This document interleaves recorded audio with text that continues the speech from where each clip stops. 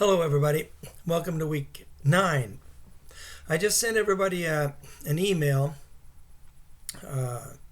with an attachment for week 10 lesson plan. There's some corrections to that week 10.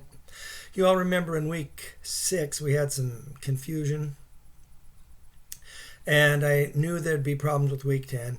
I lay everything out in the email, and I've attached a new copy of the week 10 lesson plan. And so follow that lesson plan and submit things like you would normally do into the Moodle for week 10 when the time comes.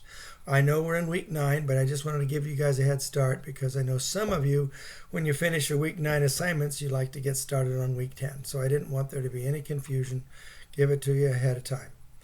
Okay, that being said, now I want to remind you that this week, week 9, is the midterm. And there's 40 multiple choice questions for chapters 1 through 8. These multiple choice questions are pertaining to key terms, key people, key events. So, and it's an open book exam. Now, so you can have notes. I would recommend you go through and take notes. Answer all the questions, all the multiple choice questions that you can without looking things up. And then go back and look up the things that you're not sure of. If you try to look things up as you go, you'll run out of time. It's a 2-hour time limit, which is plenty of time. Also, in addition to that, multiple choice is the one on-demand or timed essay, whatever term you're used to having.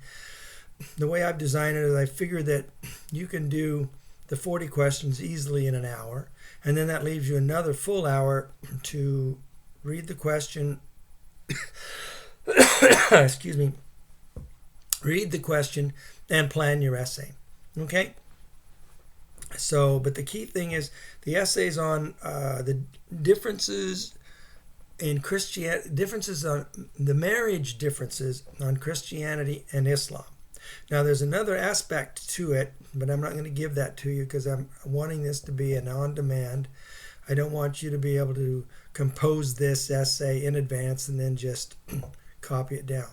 I want you to do a true on-demand, where you have to think about it, write it in your own words. Now, there's a couple things I want.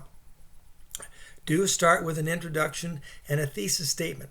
A thesis statement, of course, is just basically saying what the answer to the question is. Simply put, how Christianity and Islam marriages differ in this way, blah, blah, blah, blah, blah. And then you go, well, then what's the essay? The essay is the evidence, the proof that you have the right answer. So you have the introduction with your thesis. Then you have your body of your essay, which is all the reasons, the facts, the information necessary to prove that you have the right answer. Then I'd like you to do a closing, a recapitulation. And in the recapitulation section, it's just a paragraph.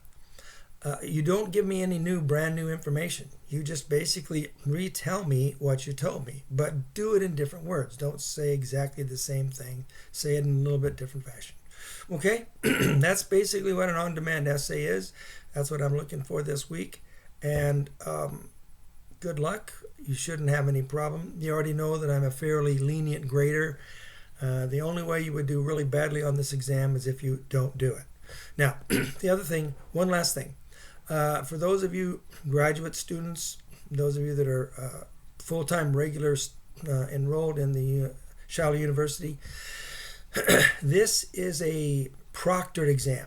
So you have to follow the directions that you were given by the university administration earlier in the trimester about how to set up the proctoring. It's an important thing for the university to prove that the students that are enrolled are the ones that are actually doing the work. Okay, it's one of those things we have to do for accreditation. Okay, thank you. Good luck. Have a great time this week, and I will talk next week.